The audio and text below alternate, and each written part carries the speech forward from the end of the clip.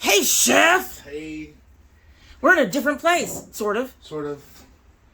So, we did try to film a previous plating. Shit happened. Lots of shit happened. So, unfortunately, that will not be being posted. But that's when he opened his... Nukes hot sauce. His new hot sauce. So, we're going to talk about the hot sauce. Nukes. Nukes. It's elderflower mango. It's a limited edition collaboration with the band Elder. This sauce is a bright and flavorful blend of citrus juices, mango, and wildflower syrup, along with orange habanero for a medium kick. Try it with veggies, sushi, or on curry dishes. So you did taste it before. I did taste it. I'll taste it again. I enjoyed it. It's a very sweet hot sauce. Before it rolls off. Very sweet. I wanted to add it to tonight's dish, but I did taste that it has a bit of a kick after a while. And it's very sweet. You can really taste the mango in it. But tonight's dish has already got enough spice in it. We don't need to add this to what I wanted to do. Because what I'm doing is I'm doing a salsa, which I wanted to add this to. But I want the salsa to kind of mellow out the flavor of everything else. He's been warning me all week about this. Because I made my own hot sauce. This is a sambal. Basically, it's a chili paste. And the traditional way is you make a sambal with a motor and pesto. See, this is really small. I would have been here for like 2 days. Yes, because we had to get him a pound of chilies. I had a pound of chilies. We put it into the Roboku, which is basically the same. It does the same thing. It meshes it up. Added some rice wine vinegar and salt to it. Let it set. Fortunately, I don't need a lot of it for the dish. He's been warning me. This will last a very long time. This could be used for a base for soups. It could be used for a base for sauces, just to spice things up a little bit. Use it with ramen, which would be really good addition. We're starting to do ramens here in the house. So, but you only need a little bit. Basically, I only need maybe a quarter teaspoon, maybe a half a teaspoon for tonight's dinner. So, as you can see, that's a lot. Yeah, that's going to last a while. We will use that. I'm not going to taste that for you guys, sorry. What? You don't want to burn out your palate? Not tonight. You already tasted it, didn't you? I tasted it when I was making it. I can imagine what it's going to be like now. Oh, no, it's sad. After it's for a day. Yeah.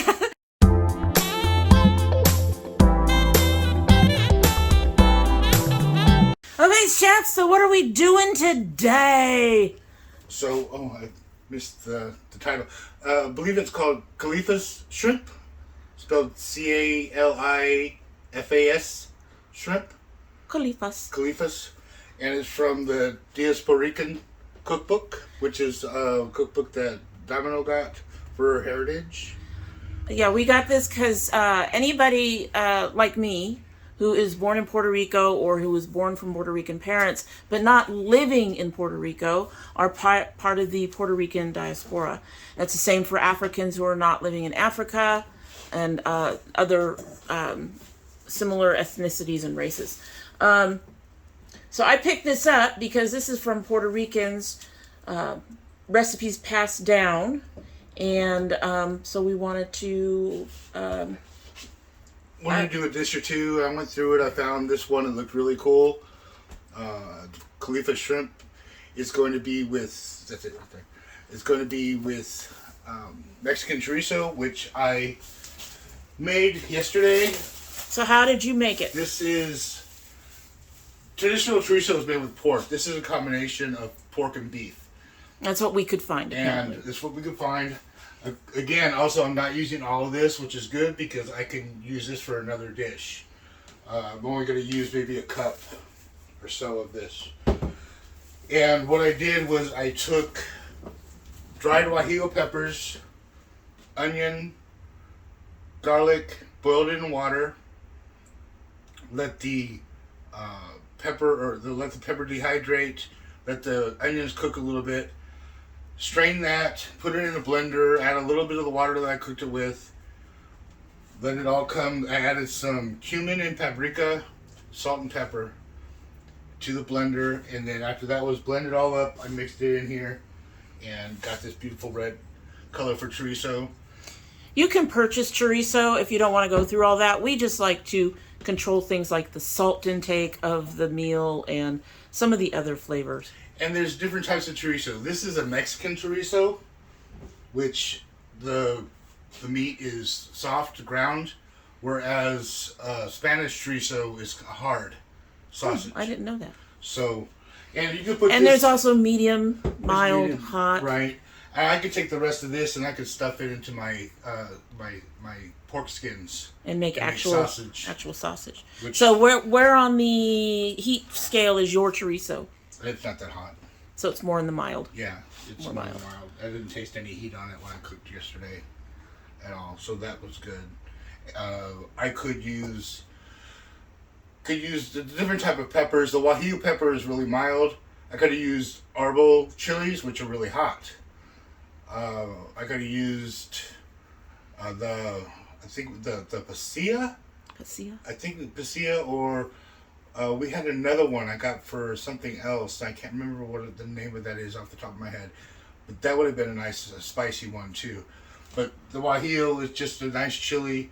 I used, I just took the top off. I left all the seeds in. Oh no, I'm sorry, I did not. I took the seeds out with the membrane. Right. So basically, I just have the dried shell. Now that's something important because bring over your sambal for them to see this real quick. So one of the things that we did is that we did not use the original chilies for this sambal, which would have been Thai chilies, which would have been a lot more chilies and a lot hotter than what we got. We got Fresno chilies, and they're really hot, so it's a very close comparison. But we could have got red jalapenos, which would have been milder. Could have got green jalapenos, but we were looking for actual sambal color, which is red. And so if you look in here, hot. Also, if you look in the sides, bring it close. If you look in these sides, you could see the seeds. So with this, from what he told me, all he did is he took off the top and threw them in. Right. So the seeds and the membrane is where the heat is at. And none of it's cooked. It's all raw. So it's, again, it's with rice wine vinegar and salt, so it'll preserve for a while. I do not know exactly how long it would last in the fridge. I would say we give it a couple weeks, 2 or 3 weeks. After that, toss it. Of course, you can always judge if you open it up and start to see mold. Then you know you really have to throw it away. And you probably could freeze it if it starts to eat. Probably, yeah. And, if in a week it looks like it's not really being used that much, take a bunch out of the jar, put it in a container or whatever, and put it up in the refrigerator. Right. After that, we probably will do that because we won't use a lot of this. Yeah, and we don't like to waste food around here. And all right. It takes them to work. So. Anyway, so now you guys know it's the seeds and membranes you got to watch out for. So according to our book, so, first of all, one of the things you need to know about Puerto Ricans is we have a triad. We have, go ahead and start cutting. He's going to start doing his thing. We are working with a new setup a little bit. I am using my tripod. So, we're going to see if we can bring this down so we can have you watch him go to work. Okay, so while he's cutting, what I was going to say is there is a Puerto Rican triad, which is the original Taino ancestors from the island, African slaves, and Spanish. So most of us are of the Puerto Rican triad. So Puerto Rico has always been an island where regional cooking depends entirely on available local resources. Colonization didn't change that. Then it was about local resources and the type of crops the haciendas grew, prices of imported foodstuff, and international political climate. Puerto Rico is one of the few properties of the United States where there's an issue with getting food and things that are not shipped from the United States. So if a country like, I don't know, India wanted to send stuff to Puerto Rico, it would have to go to the Americas first, to the U.S. first, and that means it costs more. Anyway, this is why Califas shrimp is not a traditional Puerto Rican dish. It's one that eats like shrimp and grits, but combining seafood and ponche has been a thing since the enslaved Africans were forced to work in the sugarcane fields. And ponche is polenta. Oh, I didn't know that. Yes, that's their I love learning new things. Name for polenta. So that's what we were making, ponche. We are working with the tripod, folks, so I'm still learning how to set it up and where to put it. Historically, the caleo, which is a type of fish, was simmered with onions and tomatoes and served over the funche. This cornmeal mush was cheaper than rice, which was monetarily a valuable commodity, and the mush was already something that enslaved people were used to eating. Slavers could appear to be doing a favor for the enslaved people by forcing them to eat something relatively familiar when it really was just a cost-saving move to provide a nutrient-rich dish that could sustain a hard-working person for very little money. So that is the story behind Califas shrimp, and that's a little bit of our history. And that's one of the things that I'm enjoying about, I've perused this book, is that she talks a lot about the dishes and about her family living in the Americas and all of that. So it is a very interesting book. It is available, Amazon, Barnes & Noble. You can get it in ebook. You don't have to have a hard copy like I do. I didn't realize I had it in ebook, but I don't care. This is a beautiful book. It's a beautiful cover, and I really love the way she's talking and stuff in there. So, all right, so I'm going to turn this back over to the chef. He looks like he's almost done with what he's doing. You only needed half an onion. I used half an onion. Yeah, I got a lot of onion in there. And I'm going to cut the avocado right before we serve it because I don't want it to get brown. That makes sense. Like to keep it with this nice color. But I can go ahead and get all this together. I'm using bell pepper because, again, I said I didn't want to bring in any more heat than needed. So he's got a lot of sensitive babies in this house. Some of us are working on it. Some of us don't want to. Bell pepper, good replacement for jalapeno. If you don't like it. Yeah, it's got no heat. It's got the same kind of texture. Right. It's really nice. I only want to use a little bit of cilantro. I'm using more for garnish later. Alrighty, so he had to rinse his... It stuff's a little gritty. Yeah, he had to rinse it. But if you notice, he is not taking off the stems, and most people, carefully pull off the stems. Why are you not taking off the stems, Chef? Stems have flavor, too. You can chop it up. You're not going to taste the stems in it, really. But they'll break down as the leaves do. They break down, and you have flavor in all parts of your food.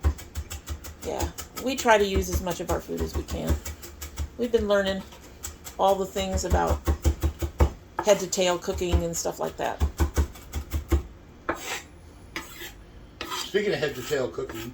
Uh-oh.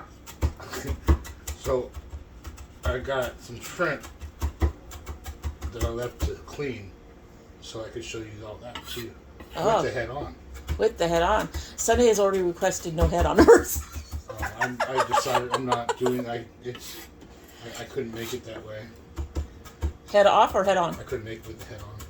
Yeah, that's one of the things. Apparently, the head of shrimp and stuff like that is got some really good flavor in it. I still have not been able to bring myself to. Well, and it's pretty for plating.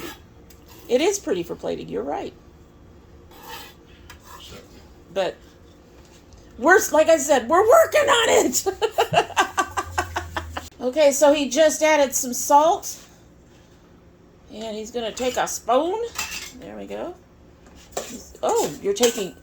Now that's interesting. Why are you using tongs instead of a spoon? Just there. No special reason. That works.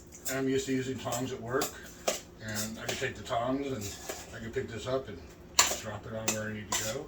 Does it help? Does it change in any way the way you mix in the salts and stuff? Not really. Let's show them what you got. I don't know. I'm gonna wear. So there's the pretty. That does look like a very pretty salsa. The onions look a little larger than what I do. Yeah, there are. It's a little bit. So are the bell peppers a little bit. It's, you know, yes, I'm doing plating. Yes, I'm doing my style. My style tends, I think, to be a little bit more homemade than more fancy.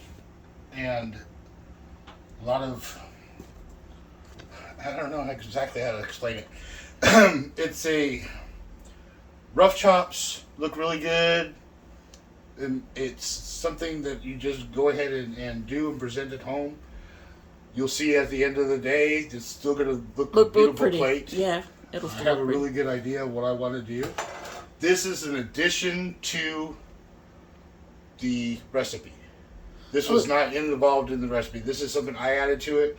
I'm also going to add a fried egg on top. Yeah. So I saw what they had, and I liked what they did. I liked the combination, and I thought this would go well, and a fried egg would go well on top of it too. And as I said, we'll see what happens later. Alrighty, so he put that in the fridge, and now we have shrimp.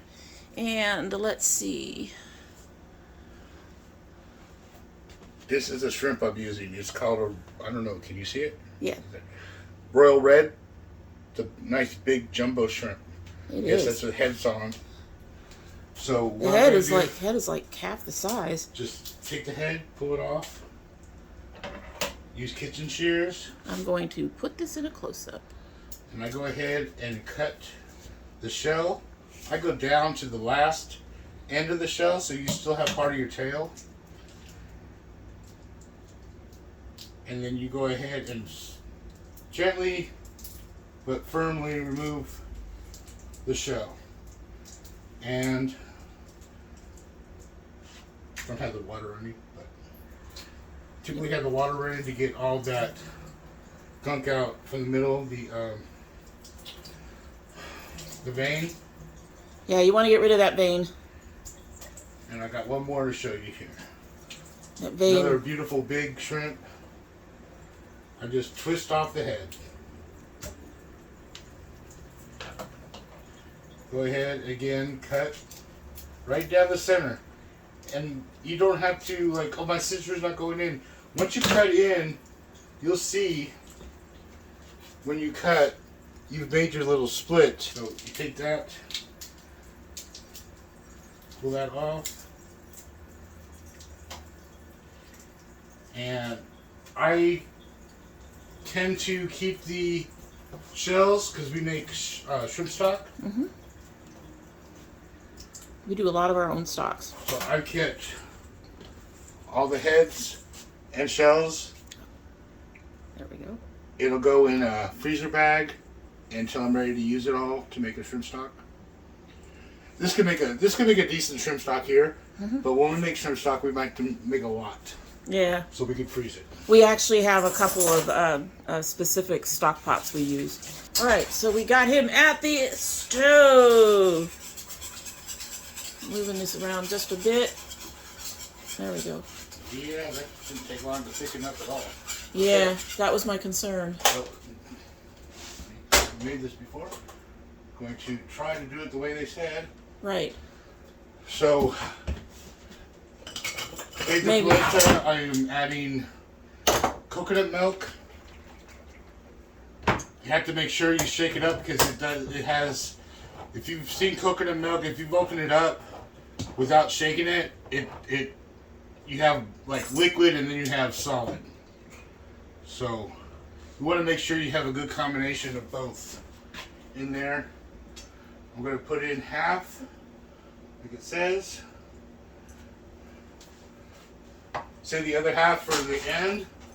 I'm going to go ahead and, wow. This is a completely different recipe for the polenta than I use.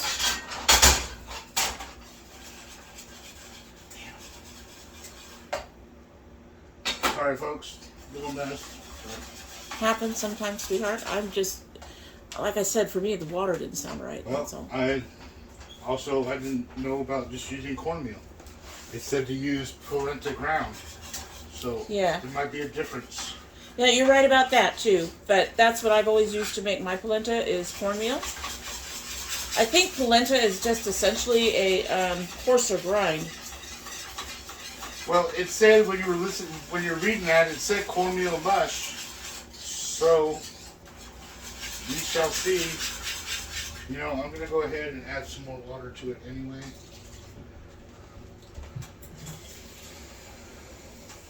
Better safe than sorry.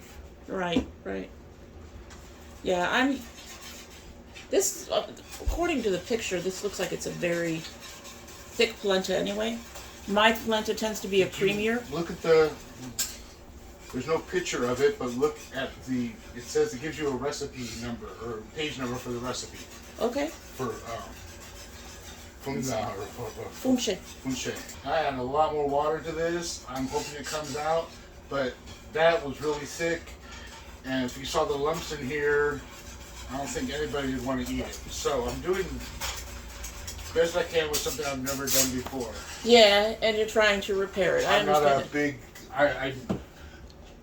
People will find it weird, I suppose. I do not like polenta that much. I do not like grits. I do not like the texture of it. People have different things they like and don't like. I will eat polenta. Sometimes I'll eat grits, but the texture of it's not appealing to me. It's the graininess that's left on your tongue and on your teeth, and that I don't care for. That's kind of why you've liked my polenta to a degree, because mine is always creamy. But I can still taste graininess. That's interesting, because I don't get that at all. I don't like oatmeal either. So. Yeah, you don't. He doesn't like oatmeal. He doesn't like cream of wheat. He doesn't like any of the hot cereals, really. Okay, so I guess you have to cook that over a low or medium low? I got a low heat going. It's just over here. But I don't know. I showed it to you. You'd see that there is still lots of lumps in here. Yeah. So. I think you got that because of the amount of water that you put into the polenta, to the cornmeal. Well, no. You went by the recipe. You did what they said. Mm-hmm. And you're right. Cornmeal tends to be a finer grind than polenta, I think. And that might have been part of it too. But I always use cornmeal. I don't even look for polenta anymore, because when I first started doing polenta, actual cream polenta like this, I couldn't find polenta, ground polenta. The only thing I could find was cornmeal. So in the recipes, I found recipes that helped you with cornmeal. Well, and folks, so you know, I do ask for everything and ask for a recipe, and then I'm told, oh no, you can do it with this. So that's kind of why this is going like this. I'm using substitutions, like she said, she couldn't find polenta when she originally looked for it. So, but that's why I'm using cornmeal. You can use this instead. I'm hoping it works out. Don't know what's going to happen if it doesn't. It's the base of my dinner. So, well, I'm sure it'll be edible. It just might be looser than what's pictured. It's not going to be. It's going to be really thick.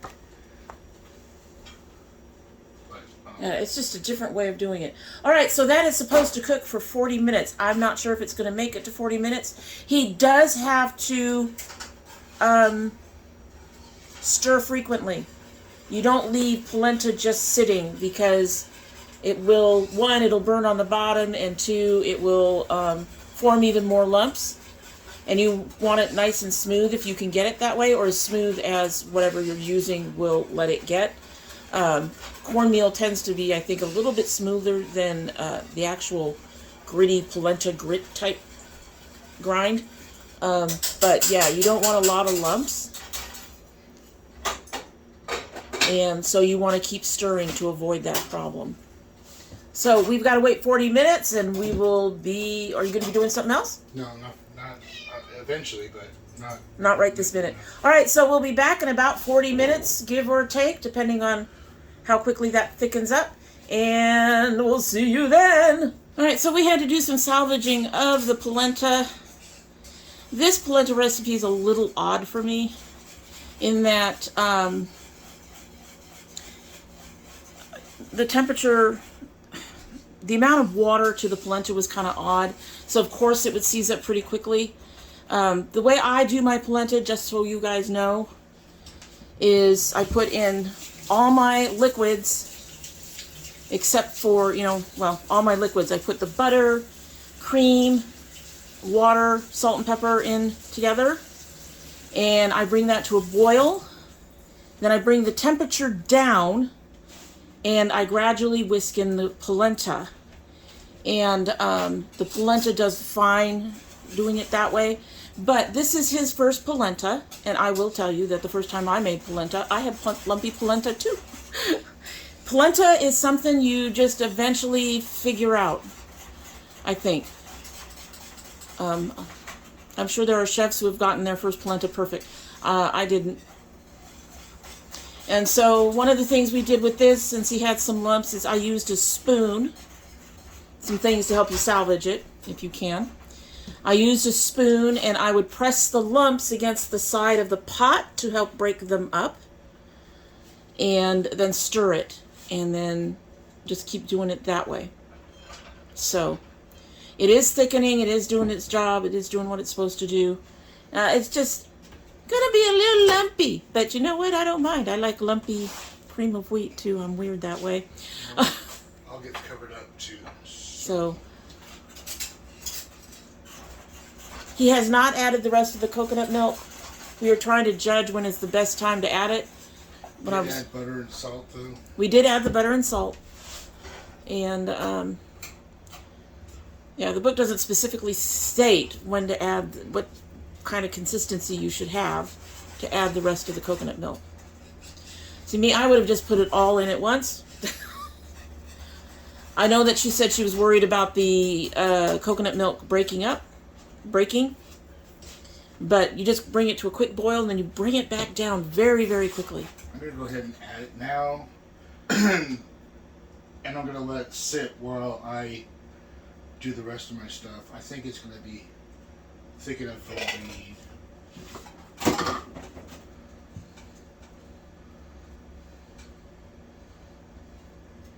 Slowly adding the extra liquid there.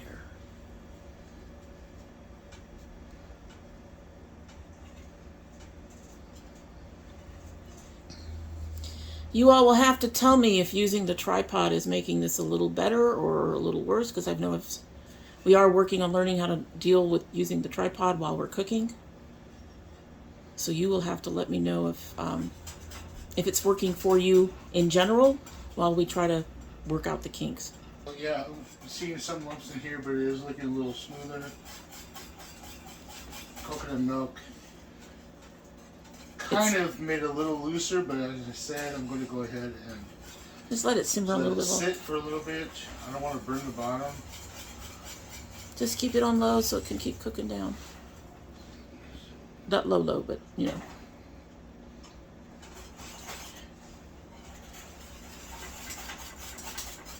Alright, so just let that sit. Do its thing. Alright, so I'm going to start cooking with the chorizo. Go ahead and get some olive oil in here. Don't need a lot. I have my chorizo, like I said, here. This is orange juice plus a couple tablespoons of lemon juice. Got the sofrito here, which is homemade by Domino. Yep. It's a little loose, but it's fine. It's been in the freezer a bit. And then we have some saffron that we're also using. You can make your own saffron, but this was given as a gift. Saffron? I'm sorry, Sazon. Why did I call it saffron? Sazon. You can make your own Sazon. I had to correct you because, frick, saffron's expensive. Our own Sazon. I make my own Puerto Saison. Rican spice. Yes, and I make my own Saison. Make our own. They're way up high.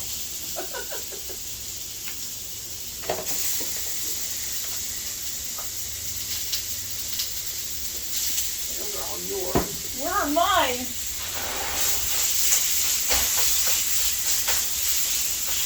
Cooking away! So I make my own something called, oh, I can't even pronounce it. I'm going to pronounce this completely wrong. Raso el hano? Raso, yes. It's an Indian spice, I think. But I make my own sazon. I have a recipe for that. And I have my own adobo. Both of these do go into Puerto Rican cooking.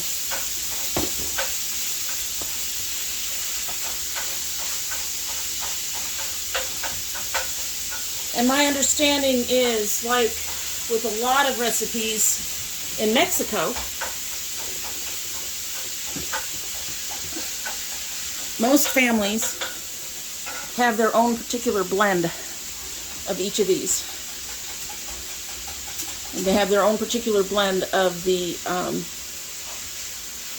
sofrito too. There's some basics you have in them, but then they do their own thing from there.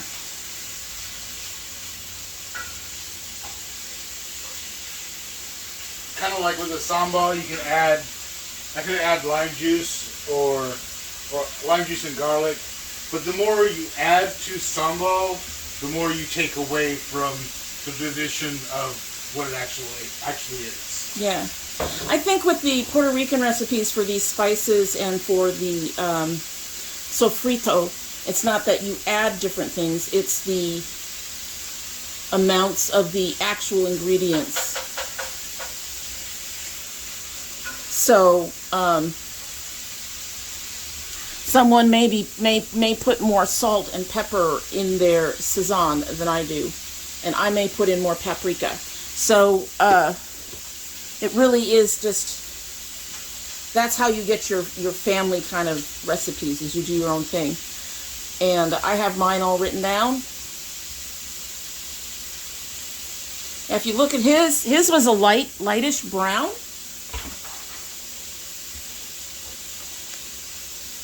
And my sazon is more of a red.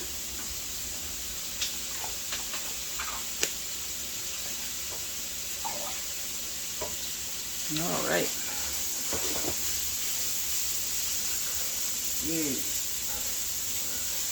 Smells good. It does. And in goes the orange juice. Uh-oh, here it comes. You guys heard that, right?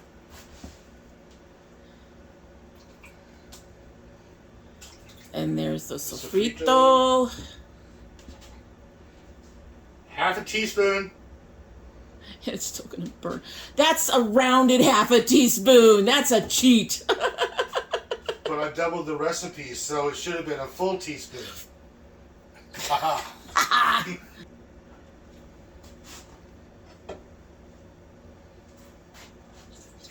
Is the shrimp gonna go in there? Or are you cooking the shrimp separate? Cooking the shrimp separate and then adding it all back together. Ah. How's it thickening? It's thickening. Good.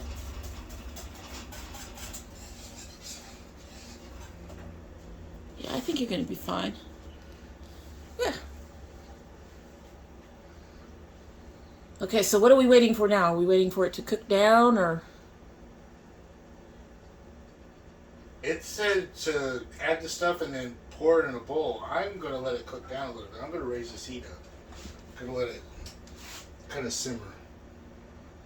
Get the flavors to meld a bit. Yeah, because it's a lot of liquid to the amount of meat I had, and I doubled up everything, so including the meat.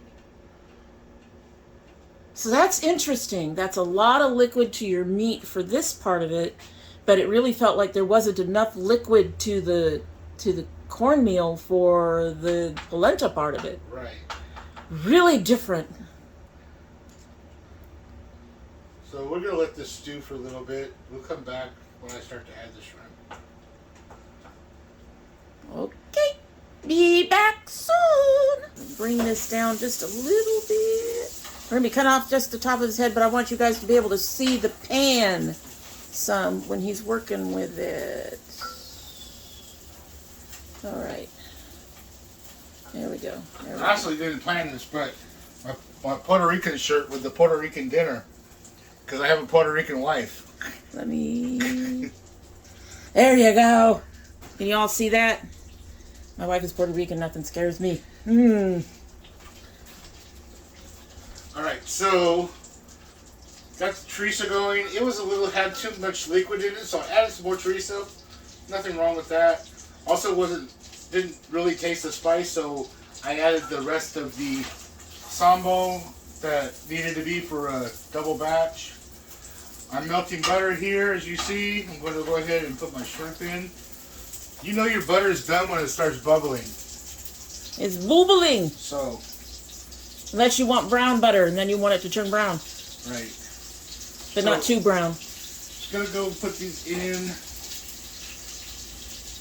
Only going to cook a minute on each side, and then I'm going to go ahead and add it to my chorizo. And then we'll be almost ready to plate. I had to play around with my salsa a little bit more, and while I'm doing that, I also sliced some bread, a baguette that I got from work. I'm going to go ahead and place that in the oven. Just a little bit of oil, just to go with dinner. Just a little something different to add to this. So he was saying that he could not taste any of the heat in the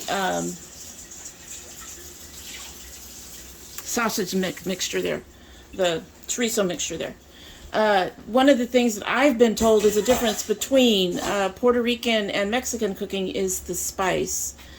Mexican cooking has a bit more spice. Puerto Rican cooking does not focus on the spice.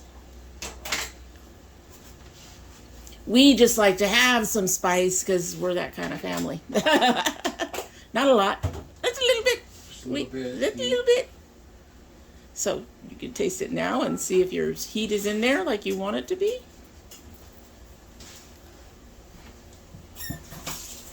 You gonna taste me now?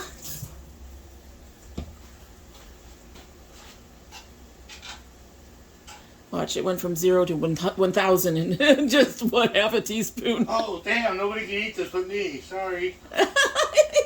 You're so mean. He's so mean.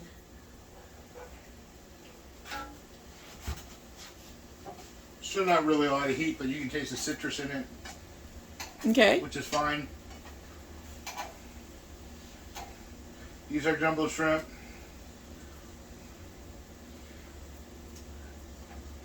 They're going to, I'm going to mix it in with the chorizo here in a second. So it doesn't really need to be fully cooked because I'm adding it back to the chorizo with the sauteing. And you don't want it to overcook, shrimp. right? Yeah. It'll get hard and rubbery and all that stuff. How do you know when a shrimp is done, Chef? It curls up like a C. So if you take the shrimp after you've done cooking it and it forms a U, looks like that kind of stands for undercooked. If you have a shrimp that is cooked and it's an O, it's overcooked. If you have a shrimp that comes out looking like a C, it means it's cooked. Something I learned at work. That's interesting. I never knew that. I was thinking about the color. I never would have thought of to look at the actual curl and shape of it. That's neat. That's actually kind of interesting. I am so glad that sauce finally simmered down. I was like, that's going to be really wet. So I'm just going to add everything. This is just butter, juices. I'm going to go ahead and put that in there. Ooh, this is going to be nice.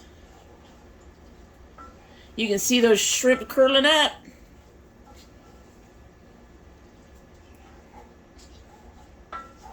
Get all it mixed up. Get it nice with the chorizo. Get some flavor in there.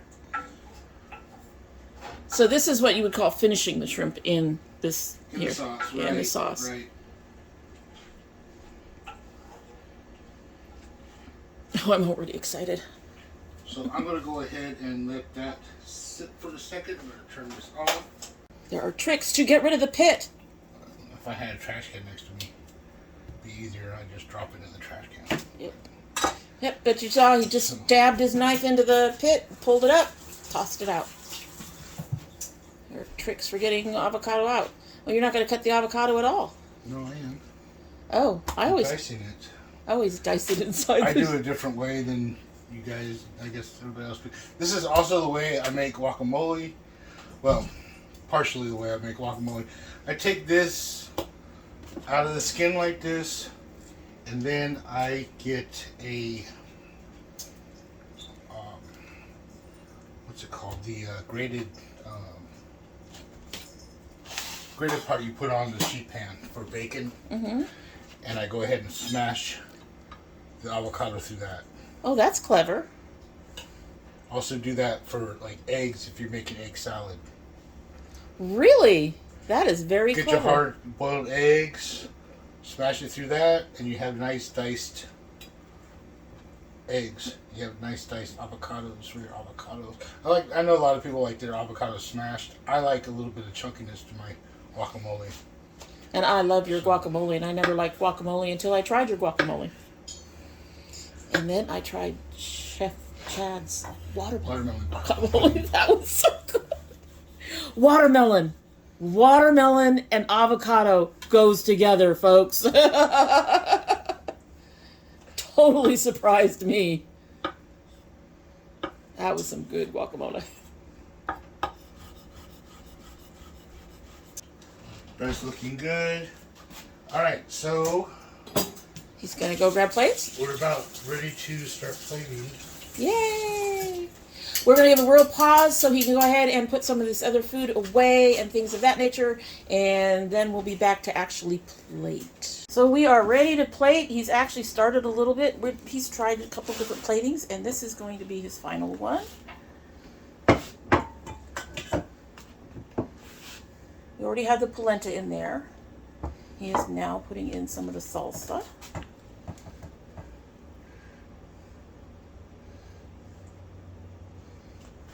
Okay. He's gonna start an egg.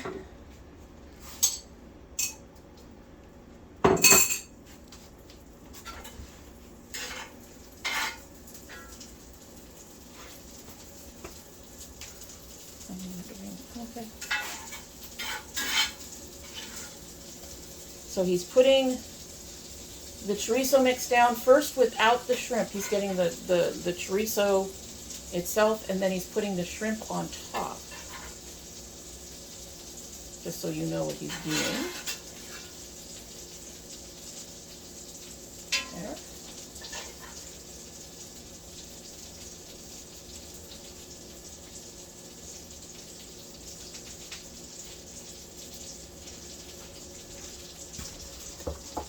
It's a pretty bowl. He's adding a little bit more salsa.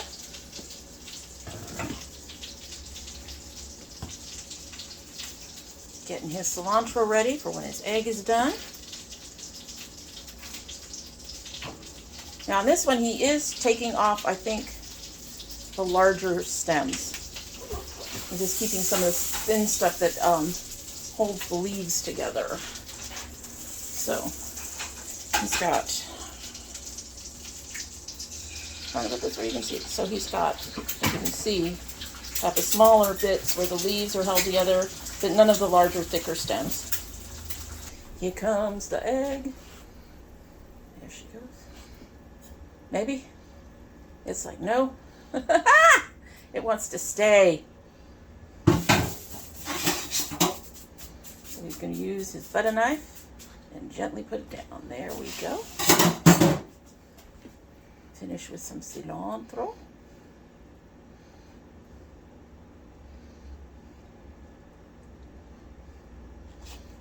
And there we go. There is the dinner. So pretty. All right, so I'm going to take a picture of this, and then we will be back, and he will go ahead and feed me. Alrighty, oh God, this looks too good to eat. It really looks too good to eat. But we will eat it, and I like gushy egg everywhere, so I'm going to go ahead and break my egg. Break the egg. And we are going to try the chorizo and the polenta part first. Now, Hub said he did not find much spice in there at all, but he and I have a very different opinion on spice, so...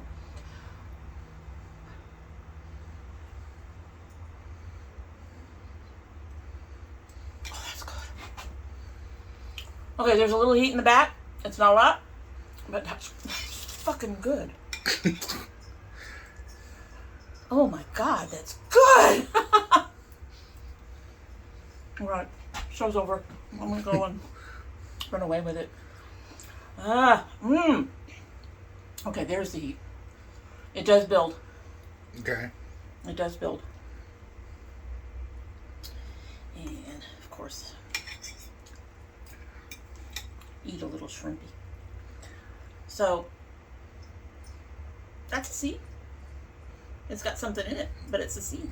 That's